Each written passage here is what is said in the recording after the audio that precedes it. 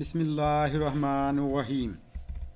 अल्लाहुम्मा सल्लि अला मुहम्मदिन व अला आलि मुहम्मद कमा सल्लैता अला इब्राहीम व अला आलि इब्राहीम इन्नका हमीदुम मजीद।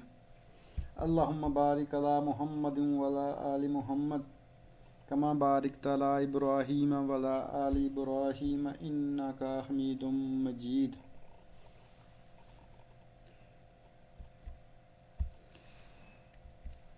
डियर स्टूडेंट्स, आज श्रोडिंगर वेव इक्वेशन जो लास्ट टाइम हमने ड्राइव की थी उसकी particle in one dimensional box कि अब हम उसकी डेरिवेशन पढ़ेंगे कि जब पार्टिकल वन डायमेंशन में मूव करता है, डेट इज़ एक्स एक्सिस, उसको हम आज डिटेल से देखते हैं कि पार्टिकल वन डायमेंशनल में कैसे मूव करता है। तो लास्ट टाइम हमने जो एनर्जी और मैटर का रिलेशन पढ़ा था वो बेसिकली डिपेंड कर रहा था साइज़ ऑफ द मैटर, क्या या मैक्रोस्कोपिक है, माइक्रो है, क्या है। अगर तो वो मैक्रोस्कोपिक है तो हम कौन सी चीज़ स्टडी कर रहे थे, मेनली पार्टिकल प्रॉपर्टी। जबकि अगर वो मैक्रोस्कोपिक है तो वेव प्रॉपर्टी उसकी क्या है हम स्टडी नहीं कर सकते, मीन वो अनऑब्जर्वेबल है। दूसरा था इंटरमीडिएट, अगर उसका साइज है जैसे कि इलेक्ट्रॉन है तो फिर पार्टिकल प्रॉपर्टी भी हम उसकी कुछ हद तक मालूम कर रहे थे और वेव प्रॉपर्टी भी। लेकिन अगर वो स्मॉल है लाइक फोटॉन तो फिर मेनली के फ्यू हम पार्टिकल प्रॉपर्टी और वेव प्रॉपर्टी उसकी मेजरली हम क्या कर रहे थे, डिटरमिन कर सकते थे।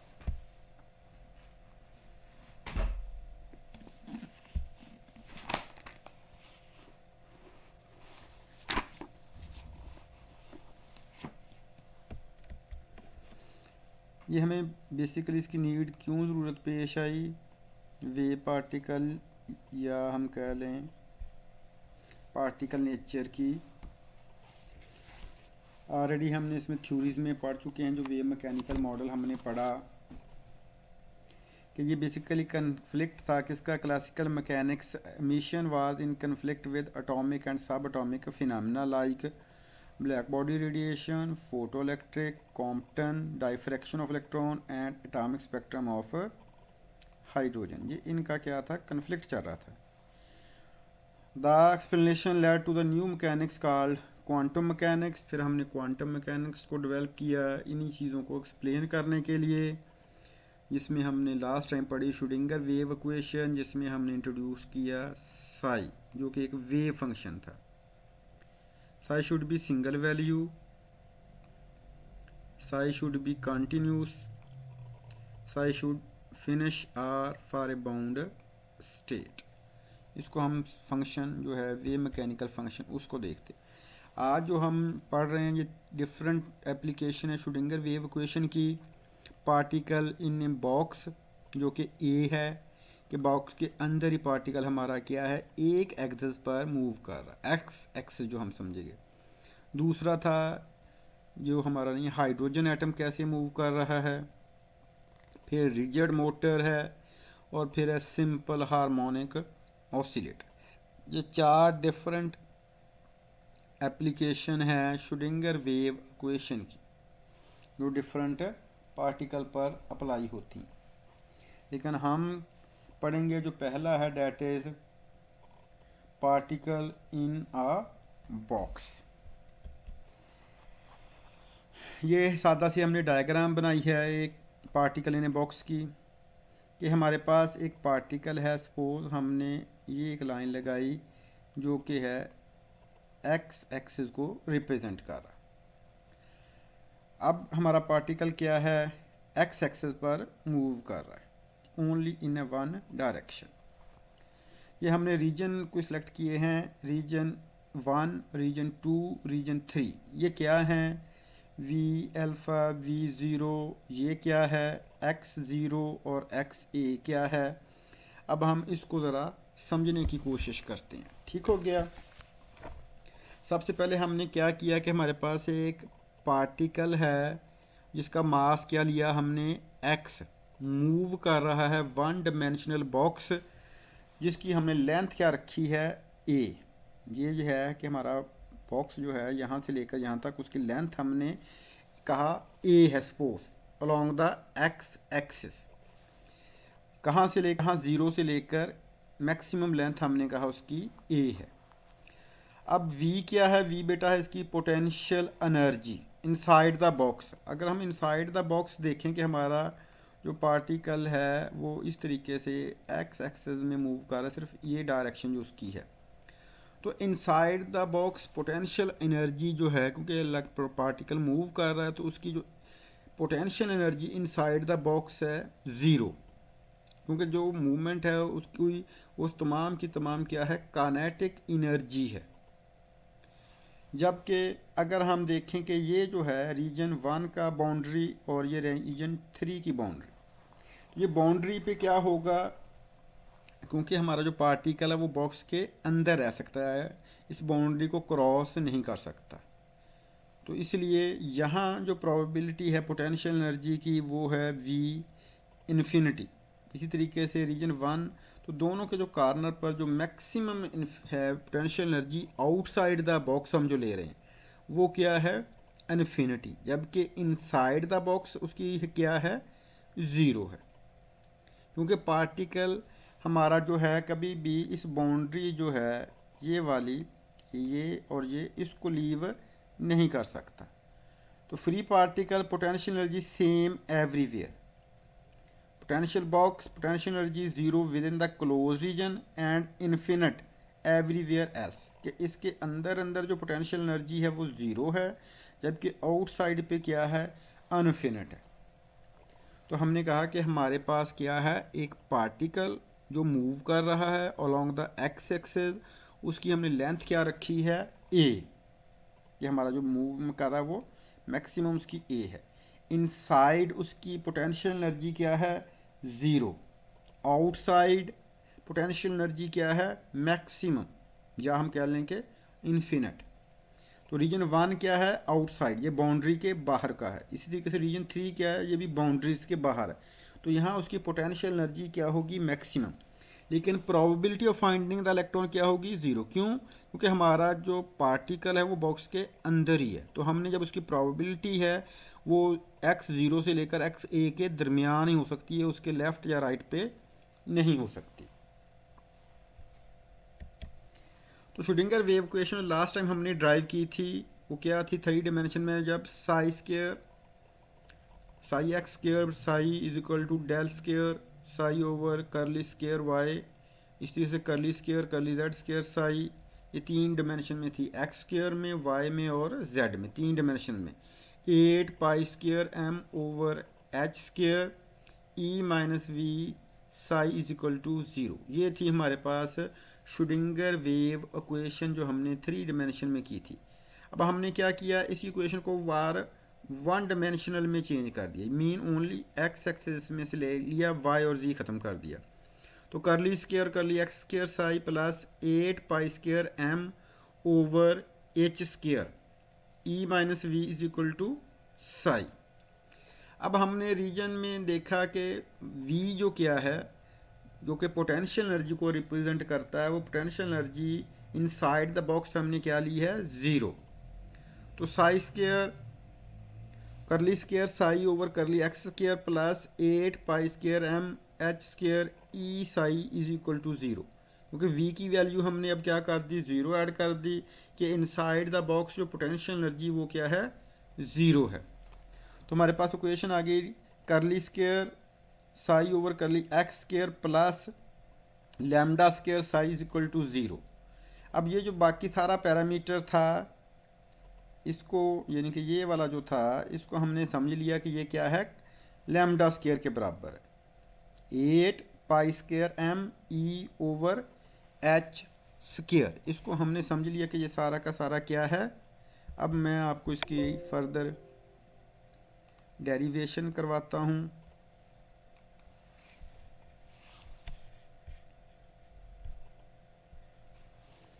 मेरे साथ आप भी करते जाएं।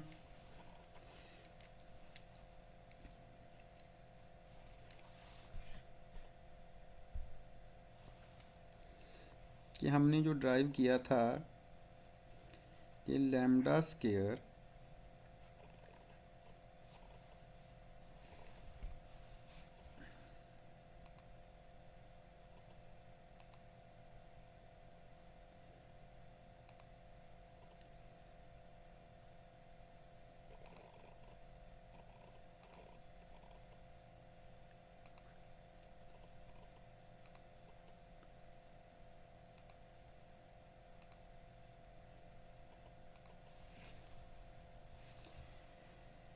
हमारे पास इक्वेशन आई थी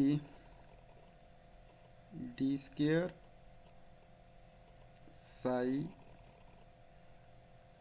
over D X square plus 8 pi square M H square E psi will be equal to 0। जब हमने पोटेंशियल एनर्जी की वैल्यू क्या ली थी 0, और हमने यहाँ क्या था कि लैम्डा स्क्वायर जो है will be equal to 8 pi square M over H square ई।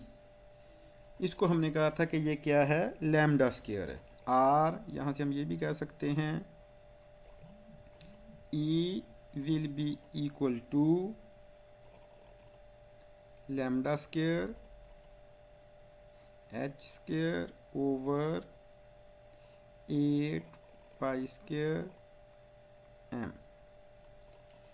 तो ये हमारे पास इक्वेशन आ गई जब हमने कहा कि इनसाइड द बॉक्स पार्टिकल की वैल्यू क्या है, 0 है। अब लैम्डा इसमें क्या है, हमने एक आर्बिट्रेरी कांस्टेंट इंट्रोड्यूस किया है। तो इस इक्वेशन को हम इस तरीके से भी लिख सकते हैं फिर D square psi over D X square plus lambda square, अब इस सारे की जगह पे हम लिख देंगे lambda square psi will be equal to 0। अब हमने क्या करना है, ये रिप्रेजेंट कर रही है सेकंड ऑर्डर डिफरेंशियल इक्वेशन। इन ट्रिग्नोमेट्रिक फंक्शन अगर हम इक्वेशन ये लिखें कि साई किसके बराबर है, तो साई बेटा है will be equal to A sine lambda X plus B cos lambda X. अब ए और बी यहाँ क्या हैं, ये जो ए और बी ये दो हमने आर्बिट्रेरी कांस्टेंट रखे हैं ट्रिग्नोमेट्रिक फंक्शन में। अब हम क्या करते हैं, बाउंड्री कंडीशन लगाते हैं इस पे ऊपर। व्हेन पहली condition x is equal to 0, जो हमने बॉक्स ड्रा किया था ये वाला, तो हमने इसमें रखा था x इज इक्वल टू 0 और दूसरे में रखा था कंडीशन में x is equal to a। तो यहाँ v क्या था 0 और यहाँ v क्या था इन्फिनिट। ये हमने इक्वेशन ड्राइव की थी। तो जब हम इसमें वैल्यू ऐड करते हैं x की 0, तो हमारे पास जो चीज़ आ जाएगी psi will be equal to a sine 0 plus b cos 0, क्योंकि लैम्डा एक्स दोनों में तो वो क्या हो गया 0 के बराबर। अब हम जानते हैं कि साइन थीटा बेटा जो होता है sine theta will be equal to 0 हो जाएगा, क्योंकि 0 के बराबर है। और अगर कॉस हमारा 0 हो तो वो किसके बराबर होता है 1 के। तो इसमें हमारे पास फिर साई जो है वो किसके बराबर रह जाएगा, ये सारा पैरामीटर 0 हो जाएगा, और ये क्योंकि कॉस 0 1 के बराबर है तो ये psi will be equal to हो गया b। तो अब हमने ये इक्वेशन ड्राइव कर ली। साई किसके बराबर आ गया v, जब हमने बाउंड्री कंडीशन क्या लगाई x इज इक्वल टू 0। 10 हमारे पास इक्वेशन क्या आ गई, जब इसको हमने इसमें ऐड किया b इज इक्वल टू 0 को, तो psi will be equal to a sine lambda X, क्योंकि बी की वैल्यू क्या है, तो ये हमारे पास इक्वेशन आ गई। दूसरी बाउंड्री कंडीशन हमारे पास क्या थी, when X is equal to, जो हमने दूसरी ड्राइव की थी, when X is equal to A. पहली थी एक्स इज इक्वल टू 0 और साई उस वक्त क्या है 0। अब हम इसमें वैल्यू सब्स्टिट्यूट की तो साई हमारे पास क्या आ गया, psi will be equal to A sine lambda A is equal to 0। तो ये हमारे पास इक्वेशन आ गई, sine of angle is only 0 when the angle itself is 0। अब लैम्डा ए क्या है, लैम्डा ए ये बराबर है हमारे पास n पाई। अब n क्या है, कोई भी एक इंटीजर है जिसकी वैल्यू 1 पॉजिटिव इंटीजर है, 1 2 3 और 4 सो ऑन इसकी वैल्यू हो सकती है। तो लैम्डा यहाँ से हमारे पास आ जाएगा n पाई, पाई रेडियन है, ओवर a। इसी तरीके से अगर मैं इसको कहूँ lambda square will be equal to किसके बराबर हो जाएगा, n square pi square over a square.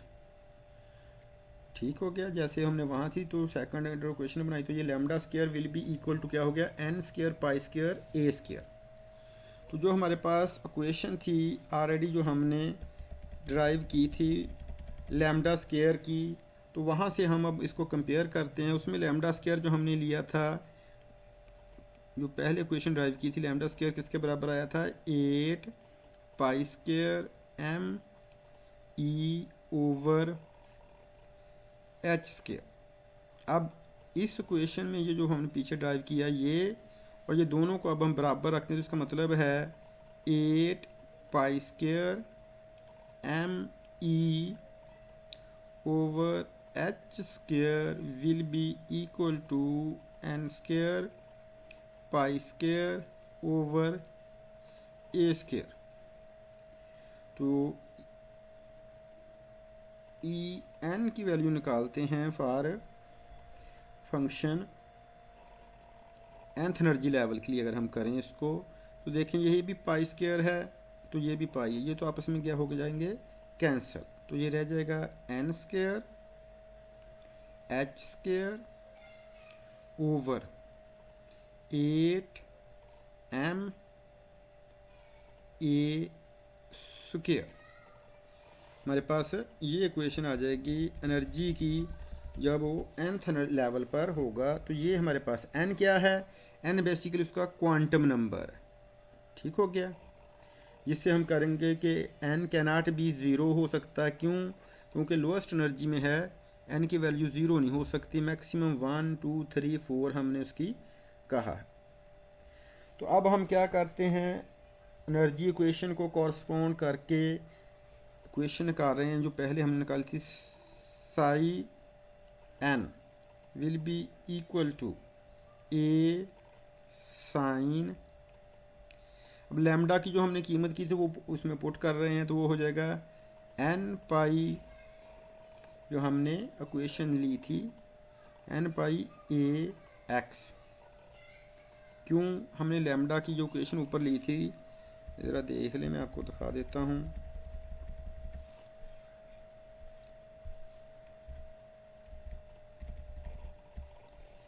कि हमारे पास थी a साई लैम्डा x, तो लैम्डा की कीमत हमने n पाई ओवर a इसमें क्या कर दी है, ऐड कर दी है। अब हम इसको क्या कर रहे हैं, प्रोबेबिलिटी करना चाह रहे हैं, finding the particle with in the box. और मैक्सिमम क्या होगा कि पार्टिकल की जो हम कहेंगे वो अगर देखना चाहेंगे कितनी होगी मैक्सिमम इनसाइड द बॉक्स, तो कितनी होगी मैक्सिमम वैल्यू होगी फाइंडिंग द इलेक्ट्रॉन यूनिटी के बराबर, के एक के बराबर। तो हम कहते हैं कि हमारे पास लिमिट लगाई हमने 0 से लेकर a। ये क्या है कि हमारे पास इलेक्ट्रॉन कहाँ हो सकता है, 0 से लेकर a, क्योंकि बॉक्स की जो लेंथ है मैक्सिमम a, तो ये हमने लिमिट लगा दी। फंक्शन लिया psi n square D X is equal to unity के बराबर, कि हमने समझा कि हमारा जो पार्टिकल है प्रोबेबिलिटी अब उसकी हम फाइंड करते हैं तो वो maximum probability in the box क्या होगी, यूनिटी होगी। तो अब हमने नॉर्मलाइजेशन कंडीशन कर ली और अब हम साई स्क्वायर की वैल्यू इसमें ऐड करते हैं। लिमिट हमारे पास क्या है,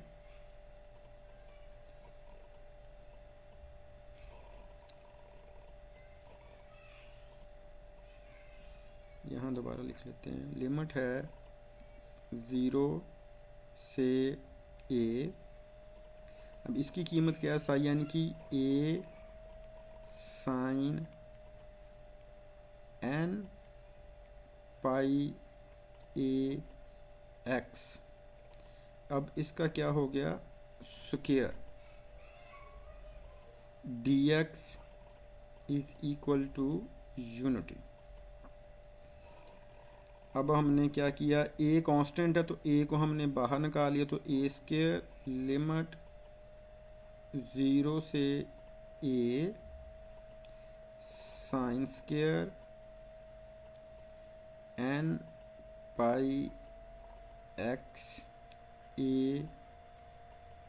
dx will be equal to 1 आ गया। क्योंकि a क्या है, कांस्टेंट, तो कांस्टेंट का डेरिवेटिव या इंटीग्रेशन में कोई फ़र्क नहीं, तो उसको हमने क्या कर दिया, चेंज कर लिया। अब यहाँ दो तीन चीज़ें हैं जो हमें याद करने के लिए हैं कि साइन स्क्वायर जो बेटा है, साइन स्क्वायर अगर अल्फ़ा हो तो इसका जो बेटा इंटीग्रेशन है वो है 1/2 1 माइनस कॉस 2 अल्फ़ा। ठीक हो गया, ये हमने इसकी इंटीग्रेशन लिख ली कि इसका इंटीग्रेशन किसके बराबर, इसको याद कर लें, ट्रिग्नोमेट्री में ये उसके बराबर है। तो यहाँ से हमने फिर क्या किया, इसको इंटीग्रेट किया। तो अब इंटीग्रेट में हमने क्या लिया, 1/2 था इसका, ये वाला, इसको हमने बाहर निकाल दिया क्योंकि ये कांस्टेंट है, तो ये हो जाएगा a स्क्वायर और इसके साथ हमने लिख दिया ये 1/2 बाहर। इंटीग्रल हम लिया 0 to a। अब ये किसके बराबर हो गया, 1 minus cos 2n pi x a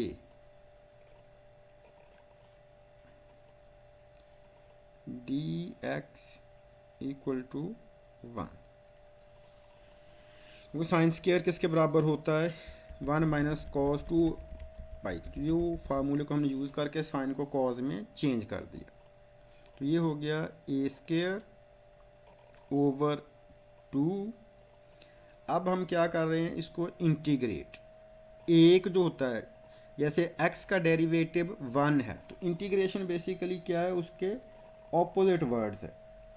तो 1 का जो इंटीग्रेशन है वो क्या हो गया, x, ठीक हो गया, माइनस। अब cos 2 पाई एन एक्स का जो है, इसका अगर हम देखें तो वो होता है 1/a। जैसे इंटीग्रेशन बेटा अगर हम लिखना चाहें, इंटीग्रेशन cos ax dx अगर हो तो ये किसके बराबर होगी, तो ये बेटा 1/a साइन ax इसके बराबर होगी। तो अब हमने यहाँ लिखा है cos 2n